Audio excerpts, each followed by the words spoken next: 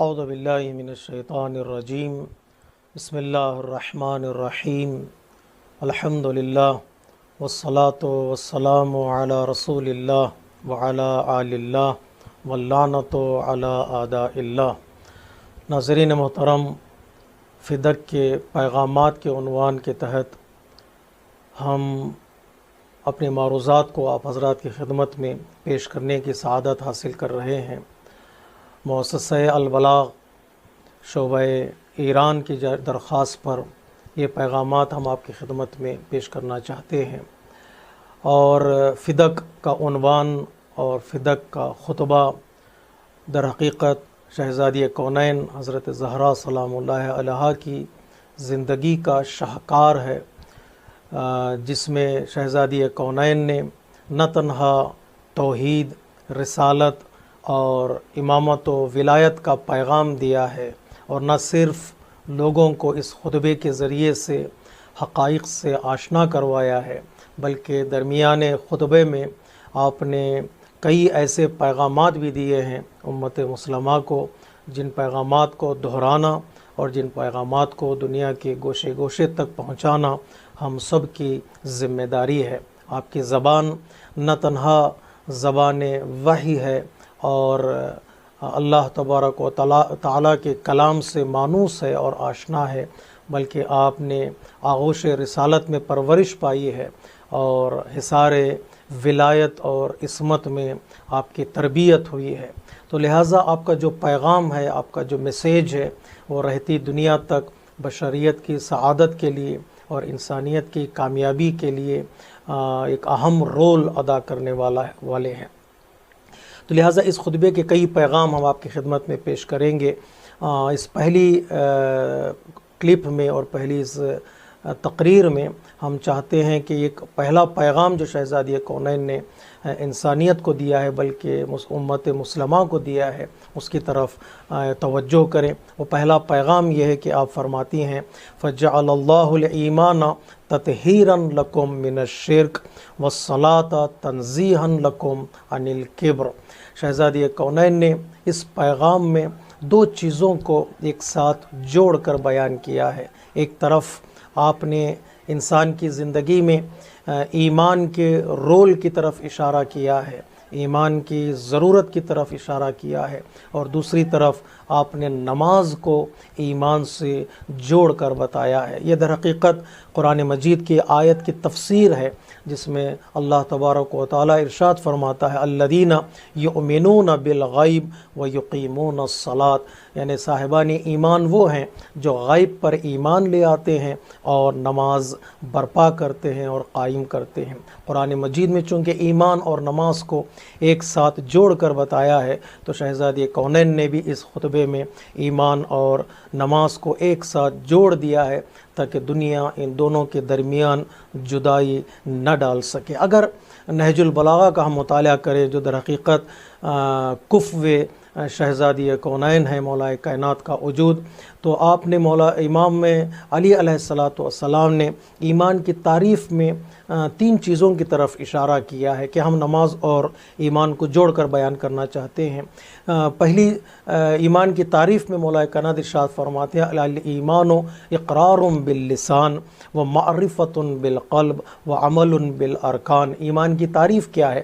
ایمان کی تعریف یہ ہے کہ انسان زبان سے اقرار کرے، اور دوسرا حصہ ایمان کی تعریف کا یہ کہ وہ دل سے ایمان کے بارے میں آشنائی رکھے، معرفت حاصل کرے، اور تیسرا اعضاء و جوارح سے عمل کرے۔ یہ تین ارکان ہیں ایمان کی تعریف کے۔ جب تک یہ تینوں ارکان پورے نہیں ہوتے، ان ایمان کی تعریف مکمل نہیں ہوتی۔ زبان سے اقرار کرنا، دل میں یقین رکھنا، اور اعضاء و جوارح سے عمل کرنا۔ اگر ان تینوں چیزوں کو اگر ہم نماز میں تلاش کریں، تو یہ تینوں چیزیں نماز میں بھی ظاہر ہوتی ہوئی نظر آئیں گی۔ ایک طرف نماز میں ذکر ہے، سورہ حمد کی تلاوت، اس کے بعد چھوٹے سورے کی تلاوت، رکوع میں ذکر، سجدے میں ذکر، اور اذکار جو نماز میں ہے، تسبیح، تحلیل و تسبیحات اربع کا جو تذکرہ ہے، یہ ذکر کا عنوان رکھتا ہے۔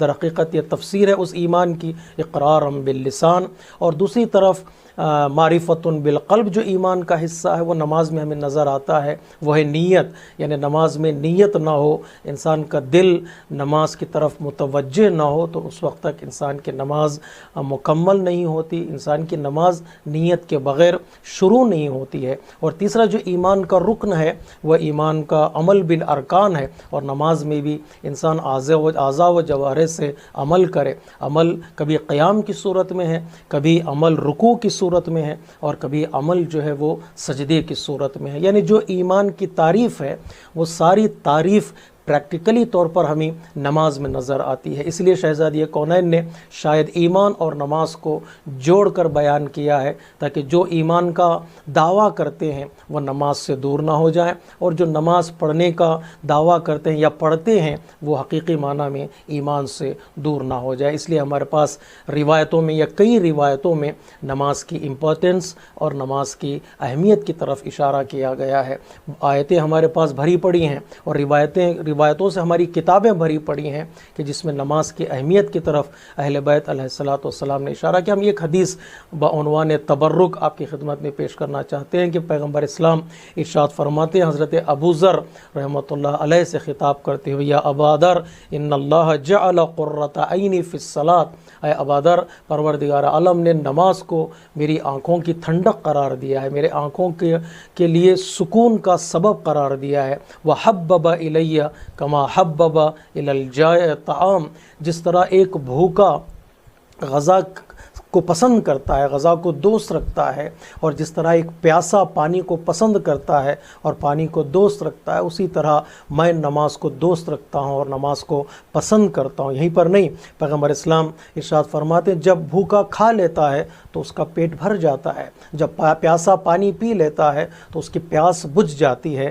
یہاں پر پیغمبر اسلام فرماتے ہیں وَأَنَا لَا أَشْبَعُ مِنَ الصَّلَاةِ، لیکن نماز وہ غذا ہے، نماز وہ روحانی غذا ہے، جتنا میں پڑھتا چلا جاتا ہوں نماز سے تھکتا نہیں ہوں، نماز سے سیراب نہیں ہوتا۔ یعنی انسان جتنا نماز پڑھتا چلا جاتا ہے اتنی ہی نماز کی بھوک اور نماز کی پیاس انسان کے اندر بڑھتی چلی جاتی ہے۔ یہاں پر انسان نماز کو اپنی زندگی کا سرمایہ سمجھتا ہے، یعنی نماز کو اپنی زندگی کی علامت سمجھتا ہے، حیات سمجھتا ہے، زندگی کی سانس سمجھتا ہے، روح سمجھتا ہے کہ انسان اسے کبھی بھی تھکتا نہیں ہے۔ اس لیے شہزادی کونین نے دونوں چیزوں کو جوڑ دیا، اور جو فائدہ بتایا وہ یہ کہ نماز انسان کو غرور سے روکتی ہے، نماز انسان کو تکبر سے دور کر دیتی ہے، نماز انسان کو عجب سے مغرور ہونے سے بچا لیتی ہے۔ جو سجدہ کرتے ہیں وہ کبھی بھی اپنی زندگی میں مغرور نہیں ہوتے۔ اگر ہم ان دونوں چیزوں کو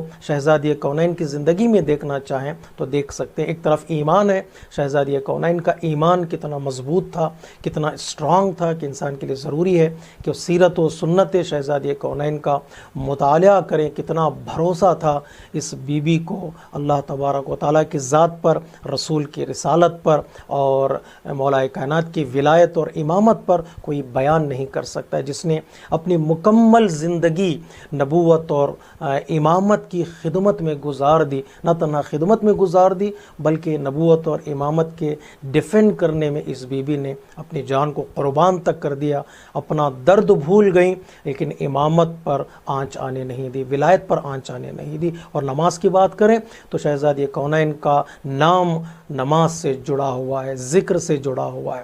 جہاں تسبیح کی بات ہوگی وہاں شہزادی کونین کا ذکر ہوگا، جہاں قیام کی بات ہوگی وہاں شہزادی کونین کا تذکرہ ہوگا۔ میں دو باتوں کی طرف اشارہ کرنا چاہتا ہوں، یہ کہ حضرت امام صادق علیہ الصلوۃ والسلام سے پوچھا گیا مولا شہزادی کونین کو زہرا کیوں کہا جاتا ہے یا زہرا کیوں کہا جاتا ہے؟ آپ نے ارشاد فرمایا زہرا یعنی چمکتا ہوا ستارہ، ایک نور، چمکنے والے نور کو کہتے ہیں زہرا یا زہرا۔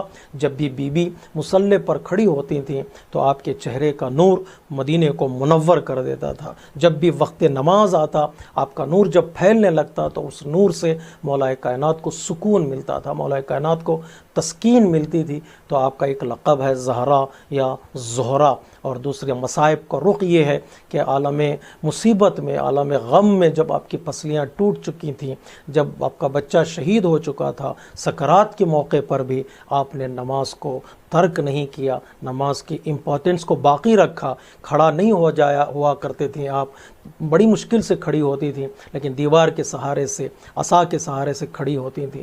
حضرت فضہ کہتی میں نے دیکھا کہ بی بی نے ایک ہاتھ سے قنوت میں دعا پڑھنے لگیں۔ جب نماز ختم ہوئی تو میں نے سوال کیا بی بی قنوت 2 ہاتھوں سے کیا جاتا ہے، آپ ایک ہاتھ سے قنوت پڑھ رہی تھیں؟ تو بی بی نے کہا جب سے پہلو پر جلتا ہوا دروازہ گرا ہے، پسلیاں ٹوٹی ہیں، میرا ایک ہاتھ قنوت کے لیے اٹھتا نہیں ہے۔ یہ بی بی نے اپنی عملی زندگی میں ایمان اور نماز کا پیغام دیا، اور آج ہمارے لیے یہ پیغام زندہ ہے، قولی اعتبار سے بصورت خطبہ فدق، اور عملی اعتبار سے بشکل سیرت و سنت شہزادی کونین سلام اللہ علیہا۔ والسلام علیکم ورحمۃ اللہ وبرکاتہ۔